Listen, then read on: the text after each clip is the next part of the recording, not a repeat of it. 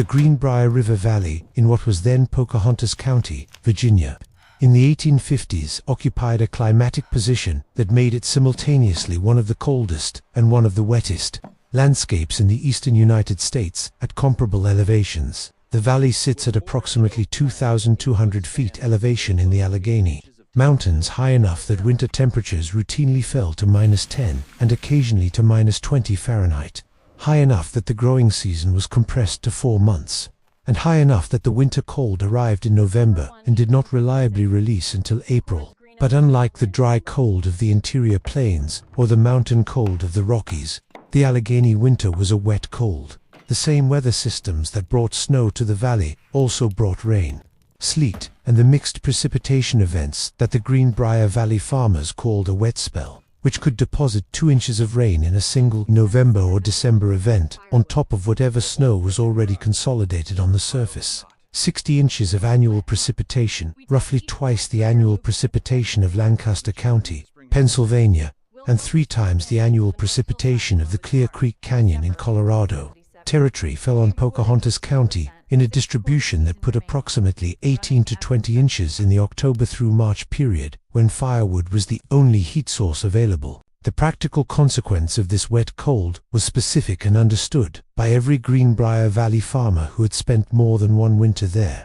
Surface-stored firewood, split and stacked in the open-sided woodsheds that were the standard firewood storage of the period, absorbed moisture at a rate that the shed roofs could slow but not prevent. A cord of wood split in October and stacked in a standard open-sided shed by the time of the first heavy November rain event had absorbed enough moisture from the rain splash, from the condensation of the wet air on cold wood surfaces, and from the capillary movement of ground moisture up through the bottom courses of the stack that its moisture content was in the range of 35 to 50% by weight. Wood at 35 to 50% moisture burned, but it burned inefficiently. The first 10 to 15% of the heat energy generated by combustion was consumed in evaporating the water from the wood before the wood temperature could rise to the sustained combustion point, reducing the effective heat output of the wood by 30 to 40% compared to properly dried wood at 15 to 20% moisture content.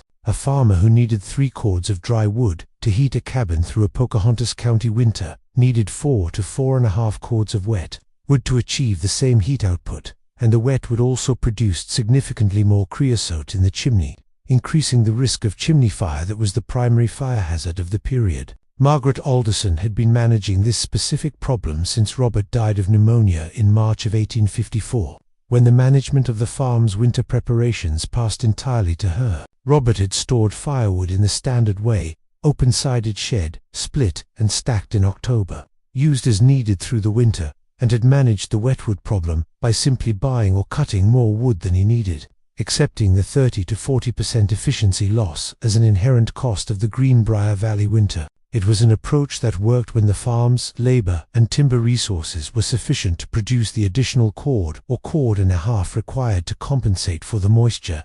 In 1854 and 1855, with 1 son left at the farm and 2 daughters managing the house, the additional cord production was possible but came at the cost of other fall work. She had been thinking about the wet wood problem since the autumn of 1855, when the November rains had arrived 2 weeks earlier than usual and had thoroughly soaked the season's wood supply before it was stacked under the shed roof. The wood she burned in December of 1855 was at approximately 45% moisture, and she had noted the difference in stove performance: more smoke before sustained combustion, shorter effective burn time per piece, the stove requiring feeding every 3 hours instead of every 4.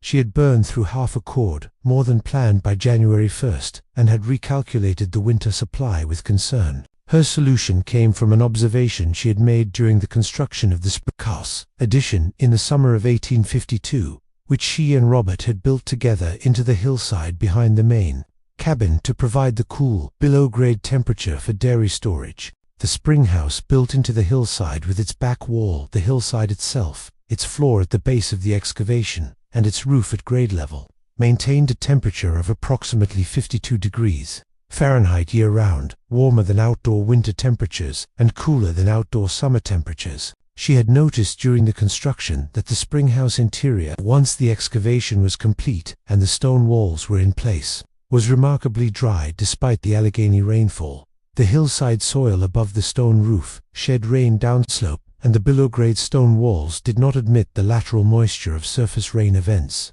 The springhouse was below the rain, a wood storage chamber built on the same principle, below grade, under the hillside, with a stone roof at grade level, would be below the rain. The challenge was ventilation.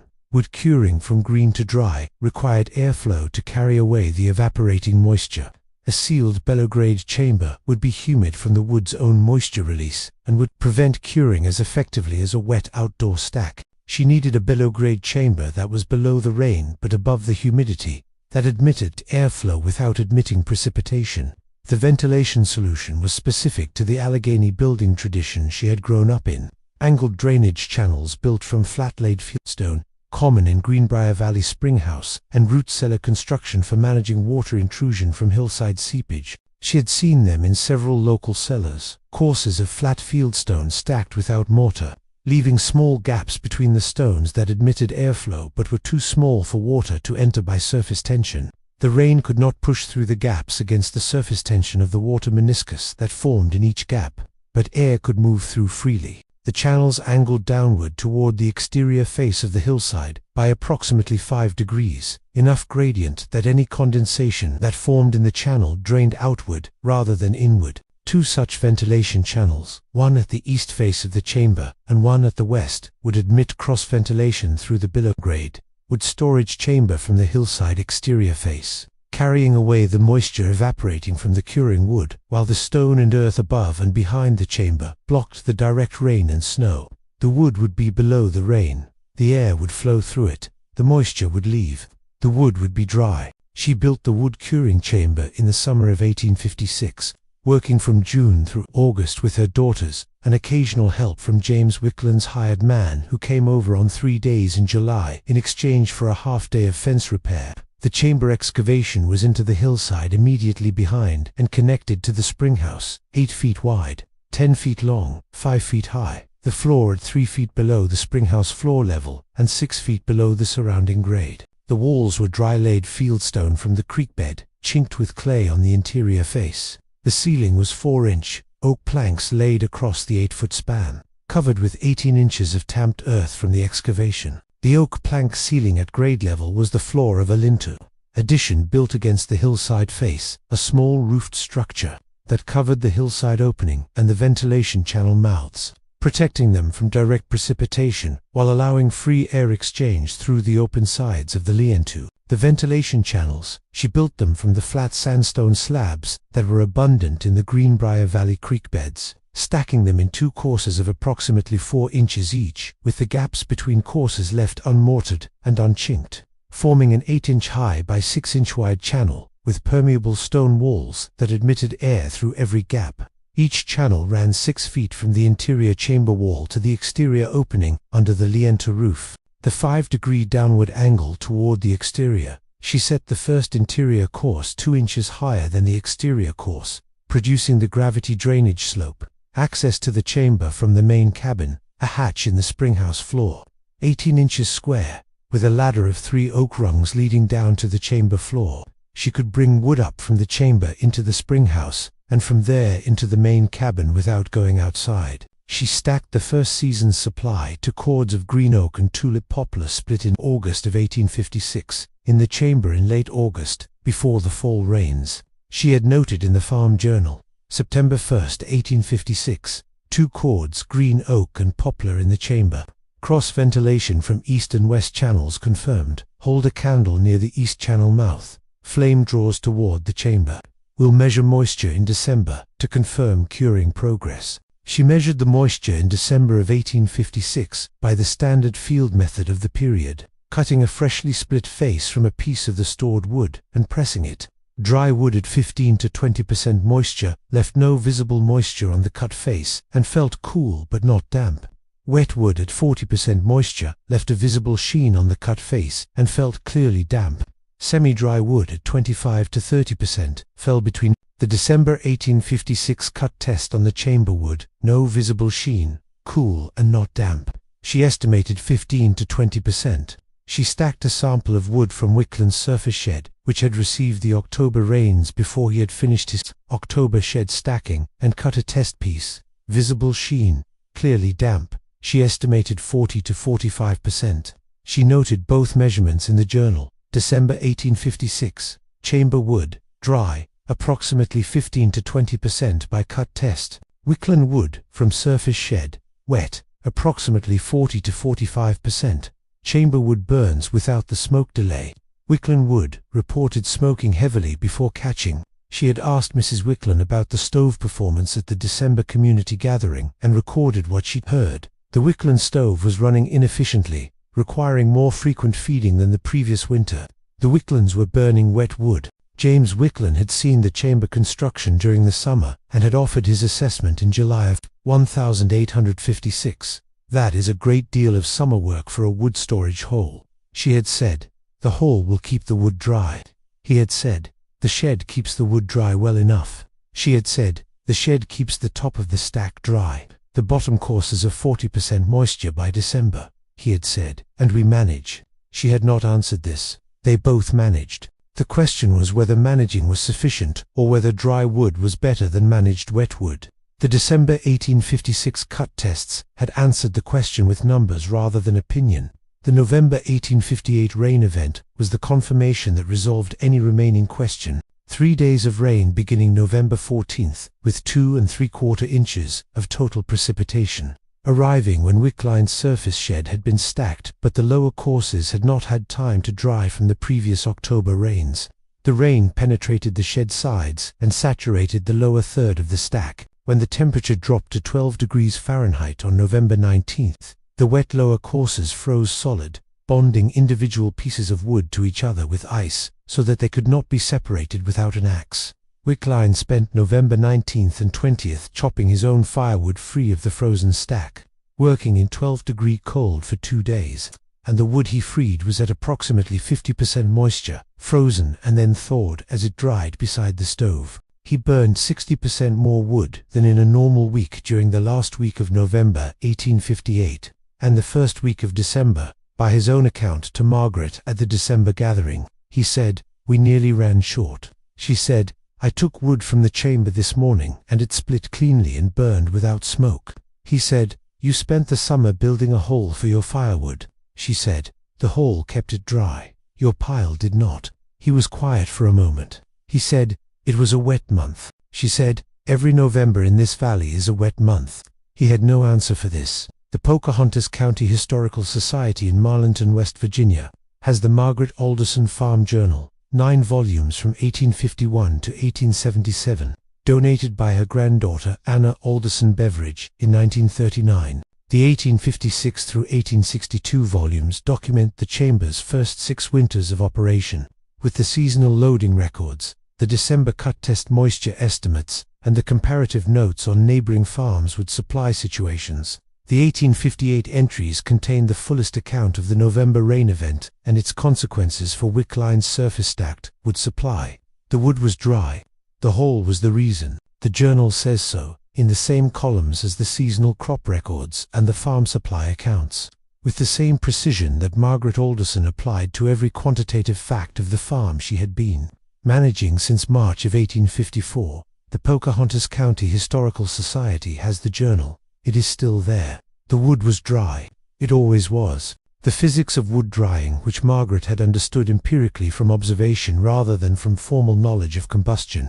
Chemistry is worth establishing precisely, because it explains why the moisture differential she measured in December 1856 between the chamber wood and Wickland's shed wood produced such a significant difference in stove performance. Wood is composed primarily of cellulose, hemicellulose, and lignin, the structural compounds that give wood its mechanical properties, and water, which fills both the cell lumens and the cell walls of living wood. Freshly cut, green wood contains water in 2 forms: free water in the cell cavities, which evaporates relatively easily at temperatures above 40 degrees Fahrenheit, and bound water in the cell walls themselves, which require significant energy to remove, because it is chemically associated with the cell wall material. The moisture content of green hardwood, such as the oak and tulip poplar, that Margaret split in August of 1856 was approximately 45 to 55% by weight. Nearly half the weight of the fresh-cut wood was water. When this wet wood is placed in a stove,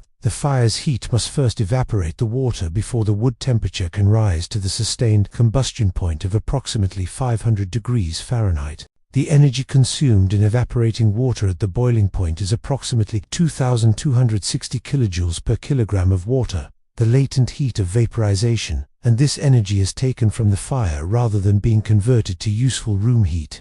At 45% moisture content, a 10-pound piece of wood contains approximately 4.5 pounds of water, requiring approximately 4,500 kilojoules of energy to evaporate before sustained combustion begins. This energy appears as steam and smoke rather than as heat in the room, and produces the smoke delay and heavy early smoke that Margaret had noted in the December 1855 stove performance.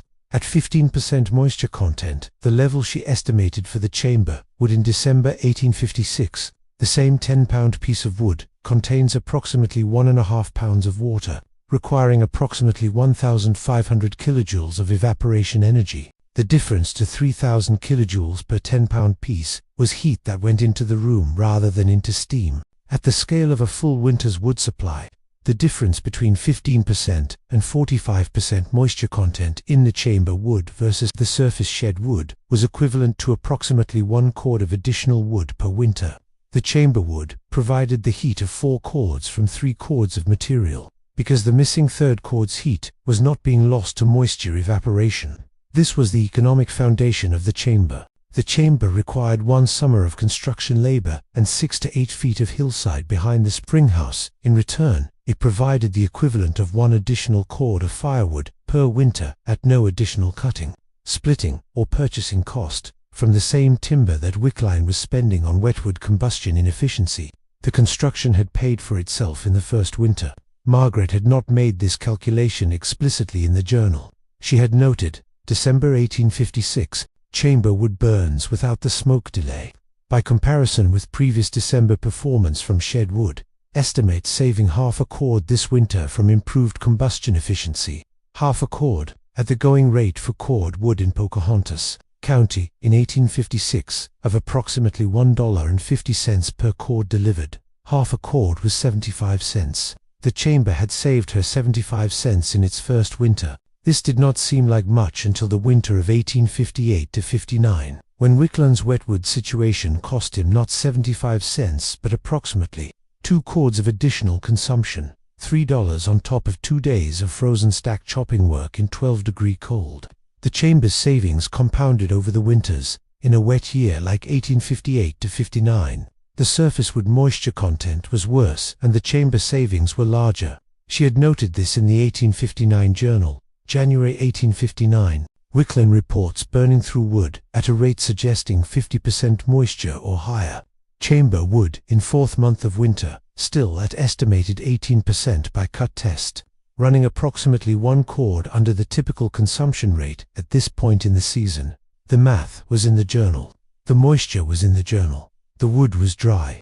The hole was the reason. The ventilation channel design, which was the critical engineering innovation that distinguished the Alderson wood curing chamber from a simple root cellar, deserves a more complete account, because it solved the specific problem that made below-grade wood storage difficult: the tendency of enclosed below-grade spaces to accumulate humidity from the moisture released by the curing wood. Green wood, at 45% moisture, releases a significant quantity of water vapor as it cures. A cord of green hardwood, at 45% moisture, drying to 15% moisture over 4 months, releases approximately 350 pounds of water as vapor. This vapor, in an enclosed space, raises the relative humidity to 100% quickly. The space becomes saturated. Condensation forms on the walls and ceiling, and the wood's own moisture cannot evaporate because the surrounding air is already at full moisture capacity.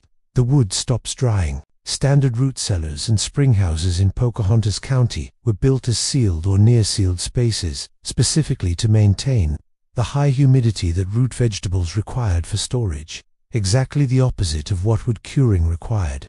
A root cellar was a wrong design for wood curing.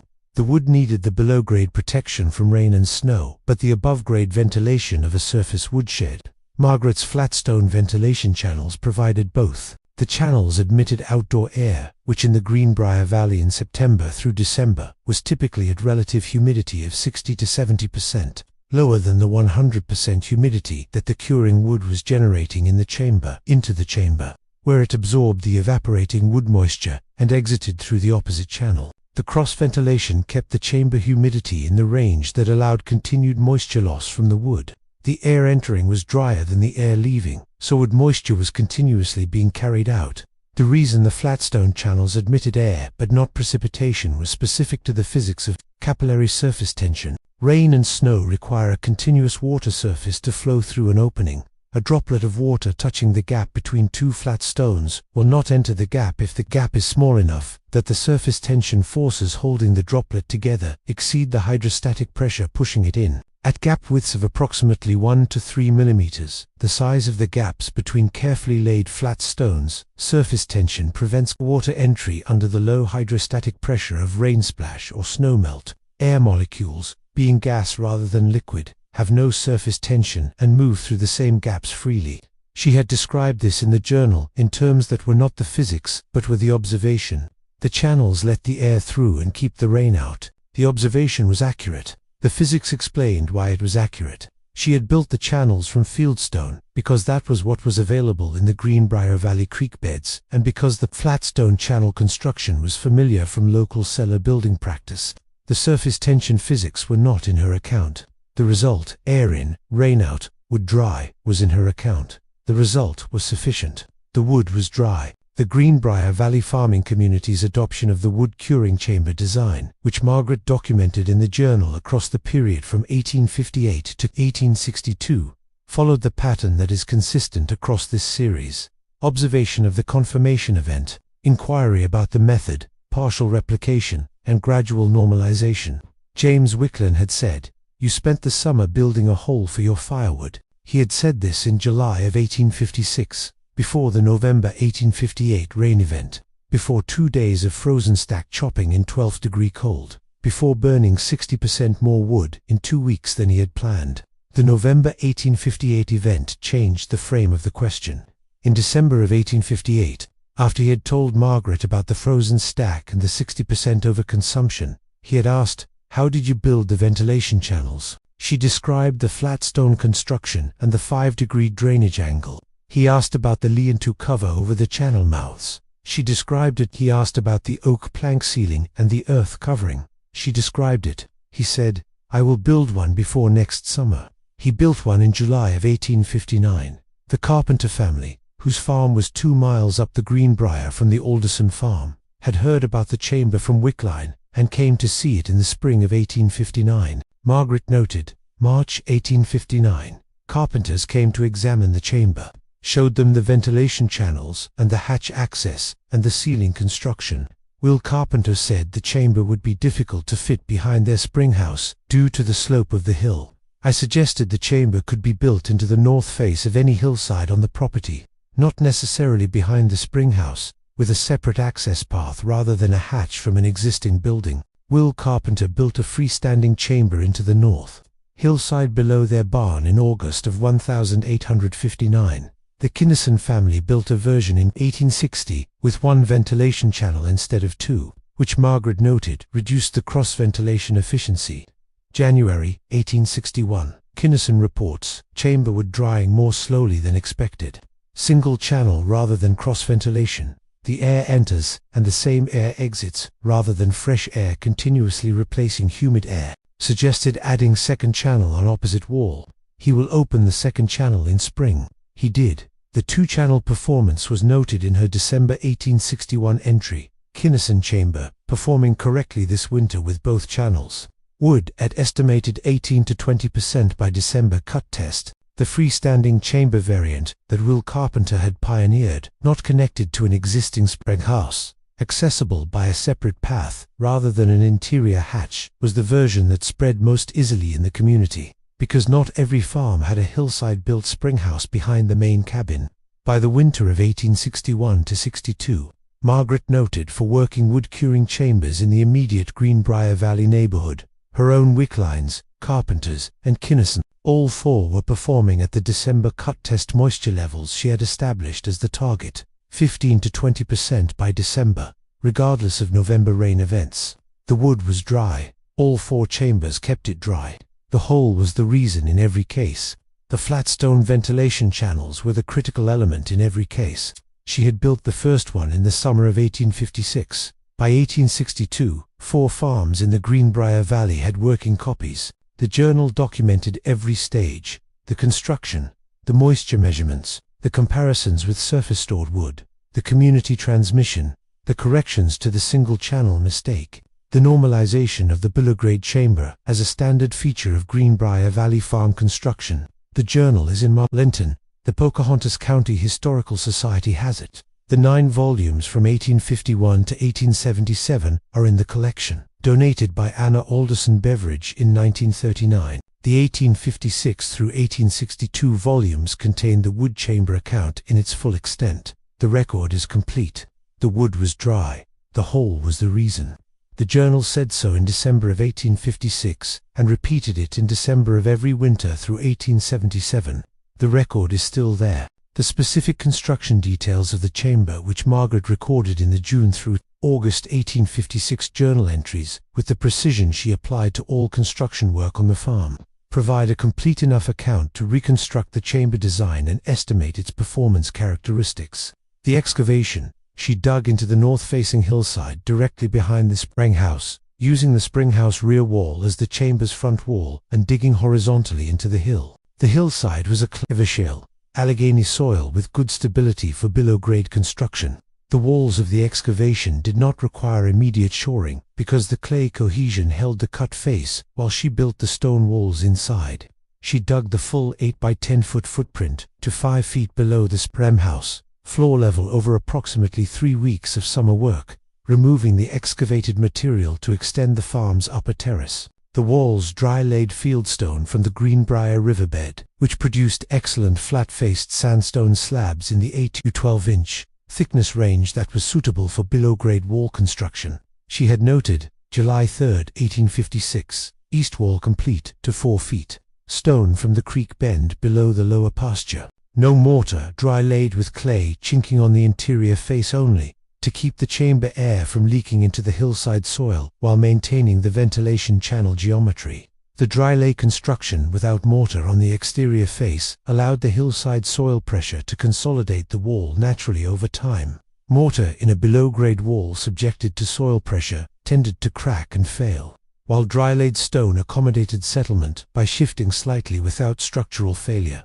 The ceiling 4-inch thick oak planks from the farm's timber, hewn flat on 2 faces, spanning the 8-foot chamber width. She laid them close-butted, edge to edge with no gap, and covered the top surface with 18 inches of tamped earth from the excavation. The earth load on the plank ceiling was approximately 300 pounds per square foot at 18 inches of tamped earth density, and the 4-inch oak plank at an 8-foot span had adequate bending strength for this load, with a safety margin of approximately 3. She had not calculated this.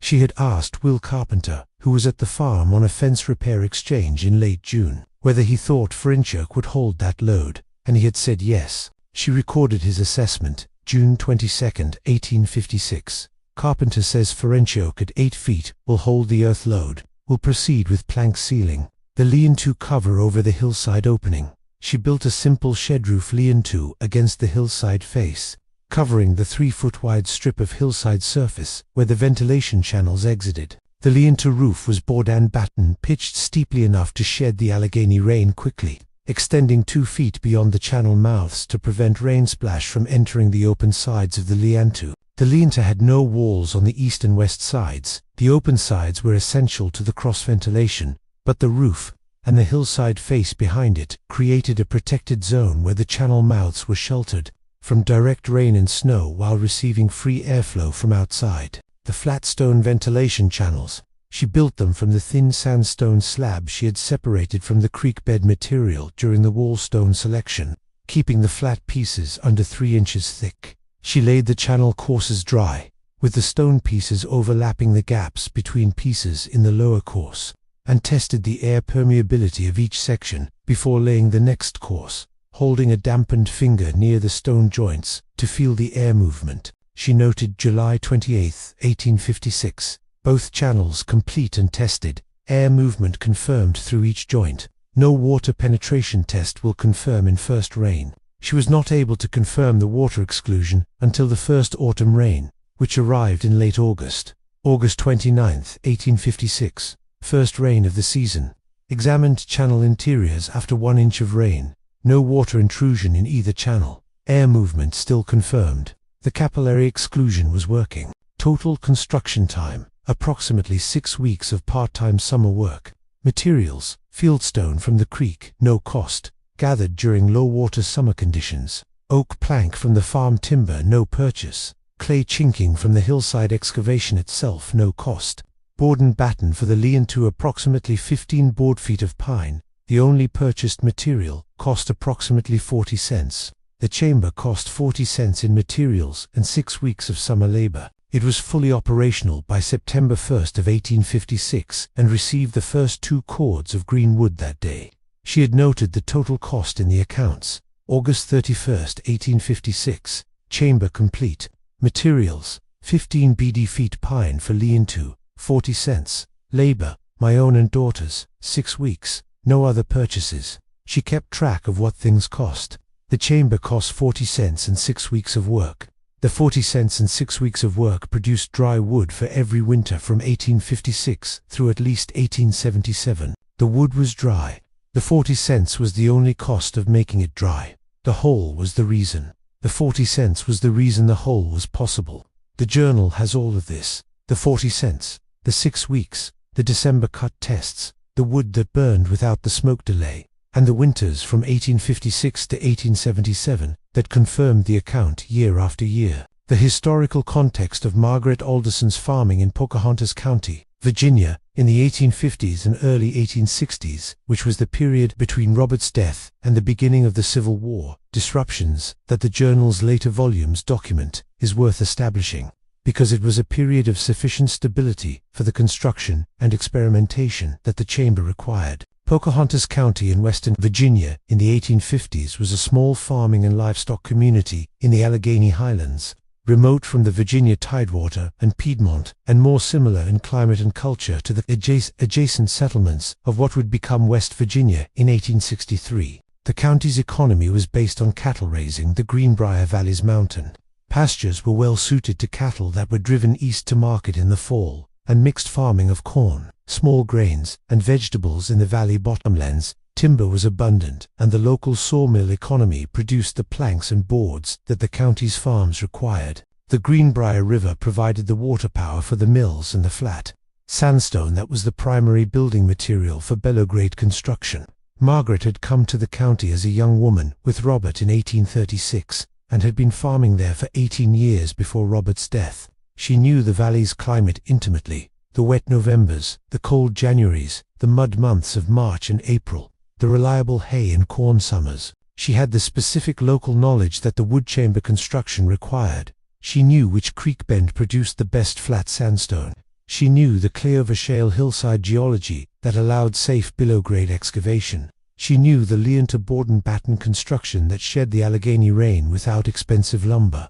18 years of farming in the valley had given her the local knowledge. Robert's death in 1854 had given her the necessity of applying it without his assistance. The construction was hers. The knowledge was the valley's. The combination of necessity and local knowledge was the combination that appears in every account in this series. A woman with the knowledge the valley had taught her and the necessity that her situation had created, making the combination into something that worked. The chamber worked. The wood was dry. The journal recorded it working for 21 winters, from 1856 to 1877.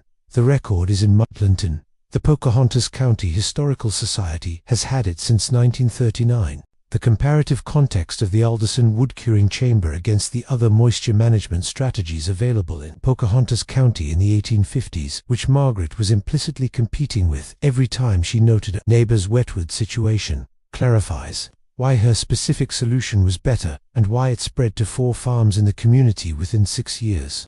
The standard surface woodshed, an open-sided structure with a roof, protecting the top surface of the wood stack from direct rain but not from rain splash on the ground, not from the lateral movement of wind-driven rain through the open sides, and not from the condensation of high humidity air on cold wood surfaces. The shed roof reduced moisture uptake from 45 to 50% to approximately 35% by protecting the top courses. But the bottom courses remained wet, and the average stack moisture was 25 to 35%, still significantly above the 15 to 20% target. Cost: substantial lumber for the shed structure. The covered and sided woodshed, a shed with board walls on 3 sides and a south-facing open front, providing much better rain protection than the open-sided shed and reducing moisture to approximately 20 to 25% on average. This was the premium version of the surface shed and was used by more prosperous farms in the county. Cost significantly more lumber than the open-sided shed, and the siding restricted airflow, which slowed drying. The end split rack, a method of stacking split wood on elevated rails that kept the stack off the ground and promoted airflow from below. Commonly used in the county and effective at reducing ground moisture uptake. Average moisture with end split rack, 25 to 35%, depending on the autumn weather. No construction cost beyond the rails. The Alderson chamber, 15 to 20% moisture by December, regardless of November rain events, from wood that had been cut green in August and cured for 4 months, better than any surface storage method. The cost, 40 cents and 6 weeks of summer labor, once, with no annual maintenance cost. The comparison was straightforward. The chamber produced wood quality that surface storage could not match, at a one-time construction cost that was lower than a covered-sided woodshed and offset by the fuel savings of the first 2 or 3 winters. By the 5th winter, the chamber had paid for its construction cost many times over in the reduced wood consumption from efficient combustion of dry wood. The economics were in the journal. The journal is in Marlinton. The wood was dry. The hole was the reason. The record has said so since December of 1856 and has not changed its assessment in the 21 winters between then and the journal's last entry in 1877. The Pocahontas County Historical Society has the record. It is still there. The wood was dry. It always was. The 9 volumes of the Margaret Alderson Farm Journal at the Pocahontas County Historical Society cover the years from 1851 to 1877, and the wood chamber appears in essentially every winter entry from December 1856 onward as a routine feature of the farm's fuel management. The September loading record, the December cut test moisture estimate, and a brief note on combustion performance compared to the previous year. The entries become less detailed as the chamber's performance normalized into expectation rather than discovery. The early entries from 1856 and 1857 described the cut test method and the comparison with surface shed wood in full detail, and by 1862 the entries read simply, September 2 cords, green oak in chamber, and December, chamber wood dry, approx 18%. Running on schedule. Running on schedule. The wood had been dry for 6 years, and Margaret no longer needed to document why it was dry, or what would happen if it were not. The hole was the reason. The reason had been documented in 1856 and did not need to be documented again in 1862. She was running on schedule. The last wood chamber entry in the journal, from the winter of 1877.